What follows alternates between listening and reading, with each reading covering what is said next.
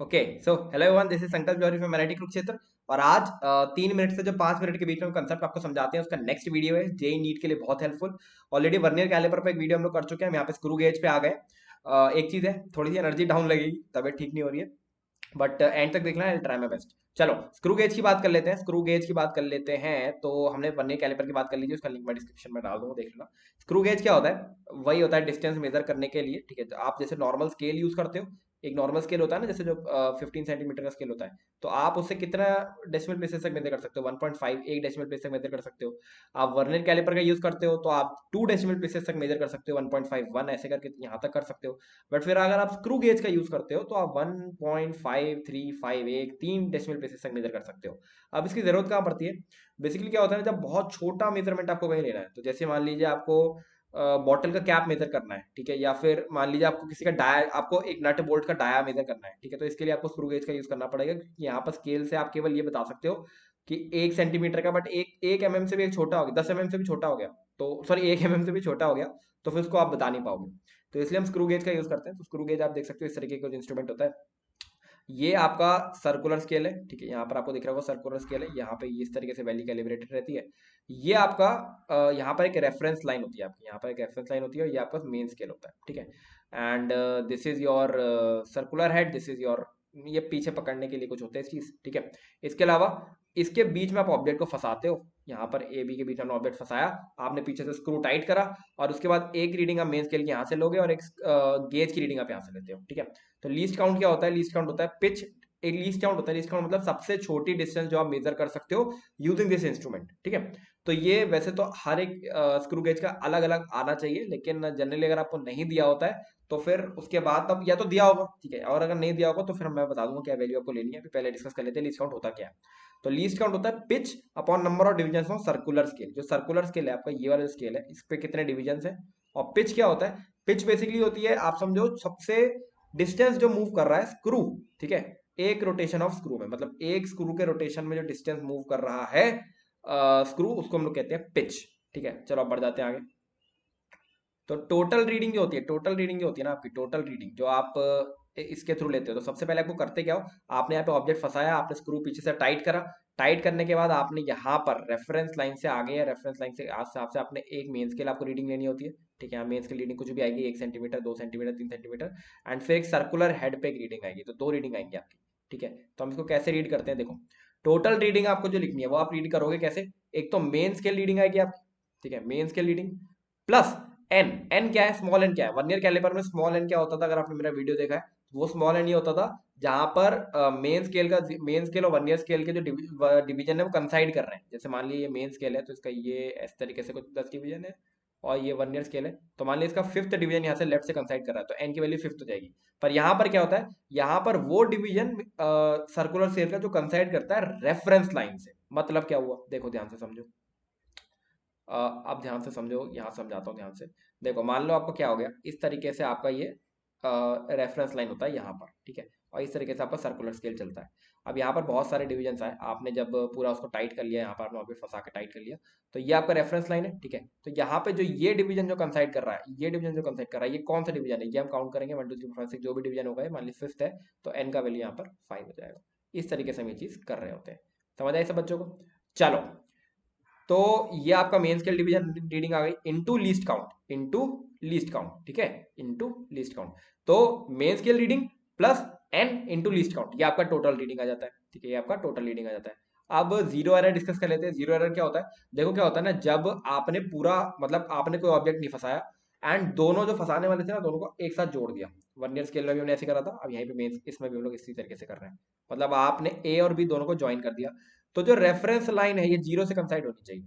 Reference line मतलब जो scale पर है, ये आपका अगर स्केल है, तो इसका जो रेफरेंस लाइन है ये वर्नियर के जीरो से कंसाइड होनी चाहिए। अगर नहीं कंसाइड हो रही है तो वो जीरो एरर है आपका, ठीक है। तो वो जीरो एरर और जीरो करेक्शन दो अलग अलग टर्म्स है। अभी देखते हैं कि दो अलग अलग टर्म्स का मतलब क्या है, देखते हैं। देखो, पॉजिटिव जीरो एरर होती है एक चीज, ठीक है, और एक नेगेटिव जीरो एरर होती है। पॉजिटिव जीरो एरर क्या होती है? जैसे मान लीजिए जो मेन स्केल का जो आपका रेफरेंस लाइन है ना, वो जीरो से, जीरो के बाद वाले नंबर से किसी से कंसाइड कर रहा है, जैसे 0 1 2 3 4 5 से किसी से कंसाइड कर रहा है, तो उसको हम लोग कहेंगे पॉजिटिव जीरो एरर। और पॉजिटिव जीरो एरर को निकालने का तरीका क्या होता है? वही N plus N into least count. ये एन क्या होती है? Main scale reading. Main scale reading क्या होती है? यहाँ पे जीरो ही रहेगी ऑब्वियसली। यहाँ पे देखो जैसे यहाँ पे लेफ्ट में जीरो आ रहा है तो जीरो ही रहेगी। अगर मान लो यहाँ पर लेफ्ट में वन होता तो ये वन हो जाती। मतलब वर्नियर से जो भी आपको दिख रहा है, जो भी आपको यहाँ पर दिखे, जो भी आपको दिखे रहा है स्केल से, उस रीडिंग को हम लोग कैपिटल एन कहते हैं, ये समझ लो आप जब मेजर भी कर रहे हो तो भी आपको ये कैपिटल एन वही लेना जो भी आपको रीडिंग दिख रही है मेन स्केल पे, ठीक है। तो ये मान लीजिए जीरो हो गया, ये जीरो यहाँ पे लिखेंगे। एन स्मॉल एन क्या होता है, जो डिवीजन इसका कंसाइड कर रहा है, यानी यहाँ पर फिफ्थ हो गया, ठीक है, इनटू लीस्ट काउंट। ये आपका पॉजिटिव जीरो एरर निकल गया, पॉजिटिव जीरो एरर निकला, जीरो करेक्शन ही निकला है, ठीक है। अब नेगेटिव जीरो एरर क्या होता है?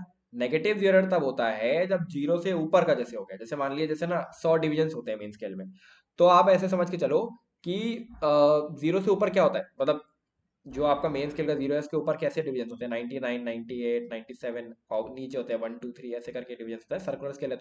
तो जीरो से ऊपर की कोई डिवीजन है जैसे 95 96 है, तो उसको आप 100 में से माइनस करोगे, 100 माइनस एन लिखोगे, ठीक है, 100 में से माइनस करोगे। जैसे मान लो 100 माइनस 95 5 हुआ, और फिर उसको आप यहाँ पर इस वाले एन को मल्टीप्लाई कर दोगे। मतलब क्या हुआ, जो यहाँ पे एन है ना, यहाँ वाला जो एन है ये 100 माइनस एन है, और जहाँ पर एन यहाँ ली रीडिंग है, मतलब यहाँ पे आपको 100 में से माइनस करके लिखना है। जैसे 95 आया तो 5 लिखना है, यहाँ पर आप डायरेक्टली लिख दो। वैल्यू ऐसे समझ लो आप कि आपकी ना 100 आपकी जो है वैल्यू यहाँ पर नेगेटिव जीरो में 100 में से माइनस करते हैं एन के लिए, ठीक है, स्मॉल एन के लिए। अब जीरो ऑफ लीनियर स्केल अगर हिडन नहीं है तो पॉजिटिव जीरो है, अगर zero of linear scale hidden है तो आपका नेगेटिव जीरो है। मतलब क्या हुआ, देखो क्या होगा ना, यहाँ पर आपको जीरो शो ही नहीं हो रहा होगा, यहाँ पर आपको जीरो शो ही नहीं हो रहा होगा, तो फिर वो क्या हो जाएगी, नेगेटिव जीरो एरर हो जाएगी। और अगर आपको यहाँ पर जीरो शो हो रहा है तो फिर वो पॉजिटिव जीरो हो जाएगी। ये इस तरीके से भी आप देख सकते हो, क्योंकि ये वर्नियर स्केल जो है, वर्नियर ये वर्नियर कह रहा हूँ, ये स्क्रू जो है वो थोड़ा सा आगे निकल गया मेन स्केल के जीरो से, तो उसको हम लोग नेगेटिव जीरो कहते हैं। और अगर ये पीछे रह गया तो उसको हम लोग पॉजिटिव जीरो कहते हैं, ठीक है, समझ रहे हो बात को। चलो, तो अब एक चीज और है, हाँ, जीरो करेक्शन। जीरो करेक्शन आपको मालूम ही है, जीरो करेक्शन क्या होता है। जीरो करेक्शन होता है negative of zero error. Zero error आप साइन के साथ लोगे, पॉजिटिव वाली प्लस लोगे, नेगेटिव वाली नेगेटिव लोगे, फिर जीरो करेक्शन हम बनाएंगे। एंड फिर रीडिंग जो आपकी निकल के आई, ठीक है, उसको अगर आपको करेक्ट रीडिंग लिखना है तो करेक्ट रीडिंग जो हो जाएगी वो क्या हो जाएगी, जो रीडिंग आपकी निकल के आई मेजर्ड प्लस जीरो करेक्शन, इस तरीके से आप लिख रहे होगे। चलो बढ़ जाते हैं आगे। एक पिताजी क्वेश्चन ले लेते हैं। पिताजी क्वेश्चन मतलब बढ़िया वाला क्वेश्चन है ये, ठीक है। चलो, पूरा टेंशन चाहिए मुझे आपका। तो क्या दिया हुआ है, when A and B of main scale and screw is touched, मतलब दोनों ऊपर, हमने अभी वाला वाला केस देख रहे हैं, कौन सा वाला, मेन स्केल वाला, मतलब जीरो एरर वाला, ठीक है। तो ए और बी जब दोनों को टच करा गया तो 32th डिवीजन जो है सर्कुलर स्केल का, वो कंसाइड कर रहा था zero of the main scale के। अब आप 32th डिवीजन सोचो, चलो ठीक है, तो इसका मतलब ये हो गया कि एन का वैल्यू हमें 32 लेना है। उस केस में अगर ये पॉजिटिव जीरो एरर है, और अगर नेगेटिव जीरो एरर है तो क्या लेंगे, 100 माइनस 32, ठीक है। अच्छा चलो, अब ग्लास प्लेट को मेजर करा गया लीनियर स्केल से, और उसने शो करा 4 division and screw show 16th division considering. 4 division मतलब ये 4 डिवीजन किसके हैं, ये मेन स्केल के डिवीजन होंगे ऑब्वियसली, ठीक है। तो 4 सेंटीमीटर रीडिंग आ गई मेन स्केल की जब आपने मेजर करा। और screw show 16th division, screw ने क्या शो करा, 16th डिवीजन शो करा कंसाइडिंग, ठीक है। तो कंसाइडिंग यानी जब हम लोग मेजरमेंट ले रहे थे तो कंसाइडिंग डिवीजन एन इक्वल टू 16 है, ठीक है। अच्छा, पिच इसकी दी हुई है 1 mm, और 100 डिवीजन दिए हुए हैं सर्कुलर स्केल पे। तो ये थिकनेस आपको बतानी प्लेट की, अगर ए और बी को आपस में टच करते समय जीरो हिडन नहीं है, जीरो हिडन नहीं है मतलब जो स्क्रू गेज है, आप ऐसे समझो, जो स्क्रू जीरो हिडन नहीं है का मतलब क्या है, देखो ये जैसे मान लो ये आपका जीरो है, ठीक है। अगर मान लिया आपका स्क्रू गेज इस तरीके से आ गया तो ये आपका नेगेटिव जीरो हो जाता है, और आपका क्या होगा, जीरो दिख नहीं रहा है इसमें, तो ये इसको हम नेगेटिव जीरो कहते हैं।